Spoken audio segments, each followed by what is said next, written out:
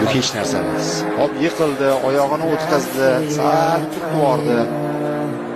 Ya'ni ta'kidmoqda 10 kishi bo'lib qoldik. Bu nimaga ta'sir qiladi? Endi tushunarli nima deyapti? Ismoilov bo'ldi, boshqa gap yo'q deyapti. Islom Ismoilov o'zing u yog'iga javob beradi. Ko'z yoshlari bilan Nurbek chiqib ketyapti. Hech qisi yo'q. Nurbek. Raqibning imkoniyat.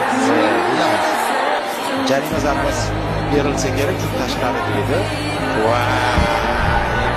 Nima bu do'stlar? So'nggi umid goli deb baholandi. Hakamga topshirmoqda Ismoilov. Hakamga.